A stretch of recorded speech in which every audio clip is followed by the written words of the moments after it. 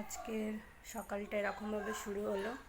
আমার বিছনাটা গোছানো হয়ে গেছে, আর শিনু এইখানে দেখো কী করেছে। তোমরা বুঝতে পারছো একটা বাচ্চা বাড়িতে থাকলে কী করতে পারে। তো এইখানে দেখতে পাচ্ছি, আর আমি না স্নেক প্ল্যান্ট গাছটা না বালিতে আর মাটিতে বসিয়েছি। তো এটা হবে কিনা আমি বুঝতে পারছি না, তো হলে তো ভালোই হয়। আর এইখানে আমার ছোট্ট ছোট্ট ভালোবাসা, আর এখানে আছে আমার বড় মা, ধর্ম যার যার, বড় মা সবার।